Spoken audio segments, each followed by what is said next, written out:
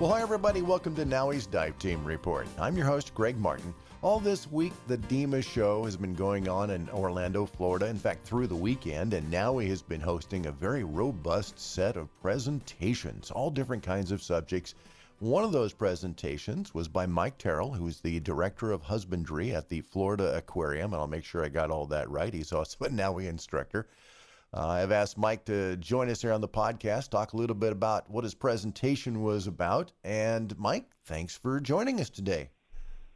Oh, thanks for having me, Greg. I really appreciate you inviting me on the podcast. And now, did I get all the intro stuff right? Director of Husbandry at the Florida Aquarium and so forth? Yeah, you got all that right. You know, I get asked all the time, is there a director of whiffery as well, to go along with the husbandry? And, it's not exactly, but yeah, it's animal husbandry, and husbandry just means the care of our animals. So ultimately, my job is I'm responsible for all the animals that we have here at the aquarium. So your presentation was called Sharks, Turtles, and Coral, Rescue and Restoration, which any diver knows is at a critical level. So talk a little bit about the presentation and how that plays into us as divers. Yeah, totally. So, for a lot of years, the Florida Aquarium in downtown Tampa was, it's a tourist attraction, right? So people come, they're able to see the animals, and especially if people aren't scuba divers, it's a really great way to connect with what's down below the surface. But in the last number of years, we've really taken our mission to be stewards of the environment really to heart. And so we've established a number of different programs that take the resources that we have. So when someone comes to visit the aquarium, their money goes directly into these field conservation projects. And, for those of for all of your listeners that obviously explore underwater, there's a lot of different things that impact the underwater environment. But we wanted to be really focused on three key species that are impactful to us here in Florida, and that we think represent a nice broad overview of all the different animals and everything underwater. So sharks, turtles, and corals are the three different species that we work with. And so the sharks, because they are an apex predator, and we know how important apex predators are in the environment to keep everything in balance. Corals, because they're kind of the other end of the spectrum. They provide the foundation of the food chain as well as structure for everything to live in. And turtles, mostly because they're unbelievably cute, but especially here in Florida, there are a lot of turtle nesting beaches, and so it's something that's already top of mind for folks to understand and to see, and they're also indicators of environmental health. So if you have an environment that isn't very healthy and an ecosystem that's not very healthy, you're not going to see turtles. So if you see turtles and lots of turtles in a particular area, that's usually a really good indicator of health. I was recently, a year ago, was down in the Bahamas and was kind of shocked. It was right after one of the hurricanes had moved through, and was kind of shocked at the corals in the area, that they weren't, better looking. I mean, I remember watching shows and reading Skin Diver magazine and so forth all those years ago, and how beautiful and gorgeous they were. What's the project that you guys are really working on as far as corals go? Yeah, so there's a couple different ones that we're working on, and to be clear, all of these projects that the Florida Aquarium works on, because the problems that we're facing in our ecosystems are so large, all of these have partners. These are all consortiums of groups of individuals, whether it's groups of aquariums or research or university facilities. None of this we're doing by ourselves. So if I forget to mention some of our partners, I apologize right off the bat. But a couple of pieces of our coral work take place down in the Florida Keys. So one of the primary ones that we're doing is working with coral spawn. So for again, those of your listeners that are familiar with coral, they probably know that if you break off a piece of coral and put it somewhere else, it'll just continue to grow. And that's asexual reproduction. And that's fine and dandy. You can get more coral coverage that way. But one of the problems with it is that you don't change up any of the genetics. So in order to do that, you have to have sexual reproduction. And it's through sexual reproduction that you can get, corals that are more adaptive, more robust, and have good survivability. So one of the species of coral that we work with is called cervicornis, or elkhorn coral, or staghorn coral rather, staghorn coral. And there is so little of it now in the Florida reef tract that it can't sexually reproduce in the wild anymore. In other words, the coral colonies are so far apart that when they spawn, the spawn never reaches the spawn from another coral, and that's problematic. So we play matchmaker. So we go out and we actually collect the spawn from the water, bring it back into the lab, and get the egg and sperm together and create little baby corals. And so the idea would be to create the little baby corals and then be able to reintroduce those corals back out to the reef tract and increase the genetic diversity out there.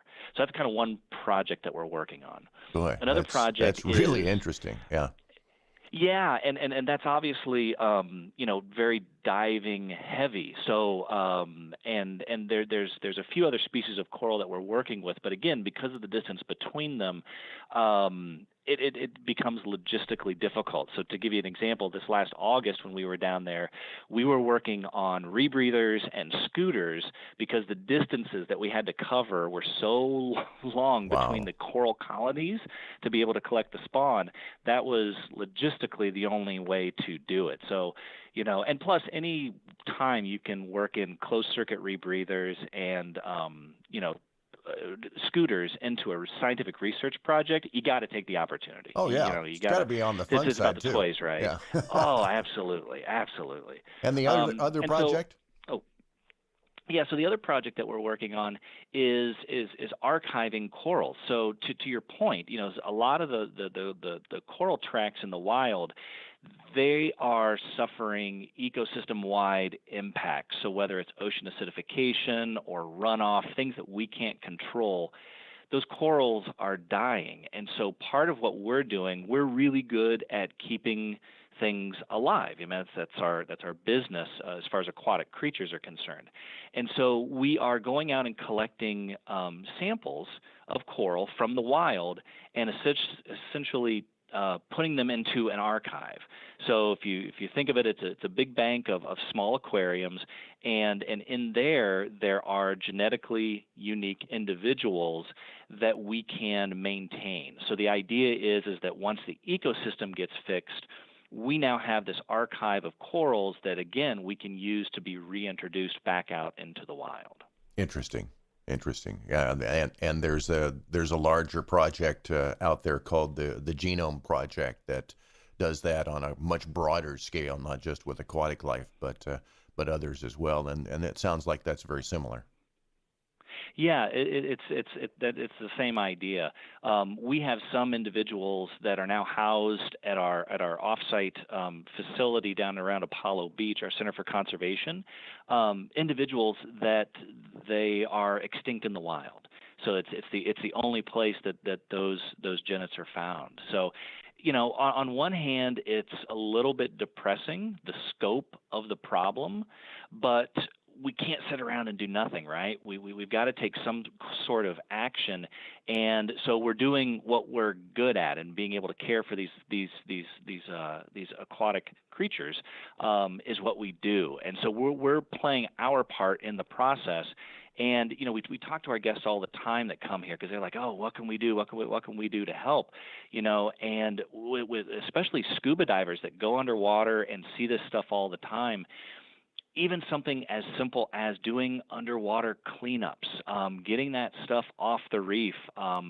Just when Irma came through the Keys, NOAA, the National Oceanic and Atmospheric Association, put out a call to any divers that could come down to the Keys and help do cleanup efforts because there's just all that debris and everything in the water.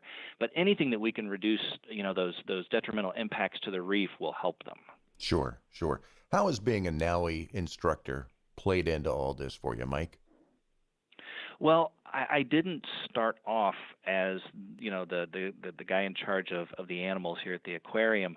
If you want to really rewind back, I originally got my degree in underwater archaeology of all things, and I'm also from Indiana, so that's a whole other podcast. We could talk about how you get an underwater archaeology degrry from a landlocked university. Oh, of course, beside yes. the point. Makes sense. Yeah, it's very logical. I started off as a diver with agency that shall not be named, and did a lot of teaching of diving. But I always had this urge to teach. And so I got my NAUI instructor certification when I moved to Florida and started working at the aquarium. And the primary program that we were running here was a shark dive program where we would take guests into our habitats and let them experience our big sand tiger sharks and turtles and eels right up close. And it was so amazing to be able to take people into the water and show them how awesome these animals are. And they would walk out of here, and you would have instant stewards for those animals. And they would people would say, oh, I can't believe you survived the dive. And their response would be, well, it wasn't even like that. It was totally something different and unexpected. And they would go out and start, putting out the good word about these animals and how wonderful they are. And then after doing that for a while, I became the dive safety officer here at the aquarium, and we do upwards of anywhere between 5,000 to 6,000 dives a year as an institution. So there's a lot of diving going on. And one of the best parts of the year is when we would teach our scuba summer camp. And we would bring in a group of kids, 12 to 15 years old, and run them through a 2-week certification course. And instead of just, sticking them in a pool and then taking them out and doing a dive in a spring or something, we'd be able to do some of the training here in our habitats with the animals and to start inspiring people about underwater conservation at that age. I just look at that as a seed that you can plant, and that's just going to grow to fruition as these kids continue to explore underwater and continue to talk to their friends and family about what a cool time that they had.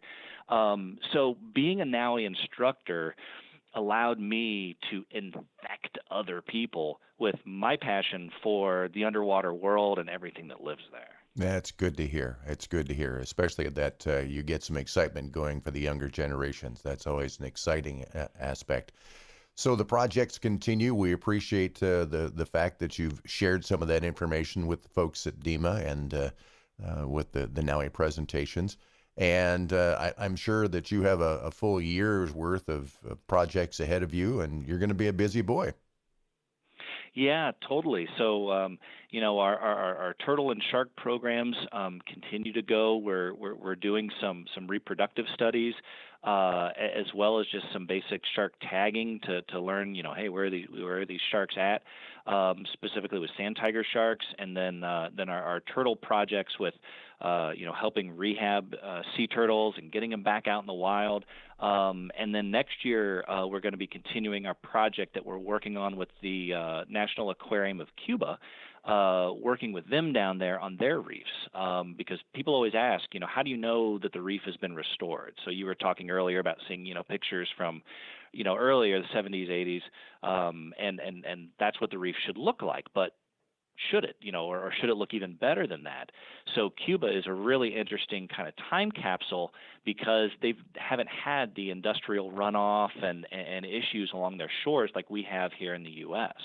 And so their reefs are in much, much better shape. So they provide a really good bar to shoot for. And we've been working with the aquarium down there for the last couple years to survey their reefs as well as work on coral underwater nurseries and everything like that. So, so we've got a busy year ahead. Sounds great. Well, I appreciate the fact that you popped in and shared a little bit about that with us. As you, the listener, if you would like to check into it just a little bit more, be sure and visit the Florida Aquarium website. And I believe, you can correct me if I'm wrong here, flaquarium.org? That's exactly right. All right. Well, Mike, I appreciate you taking some time and talking with us today. Hey, thank you, Greg. I love talking about this. Sounds great. And if you have an interest in learning to dive, maybe you've gone out and done a little snorkeling or something, you got a little excited about it, be sure and stop by your local NAUI Dive Shop. You can also check it out online at naui.org, naui.org, or again, your local NAUI Dive Shop. That's this episode of NAUI's Dive Team Report. I'm Greg Martin. Thank you for listening. I'll see you underwater.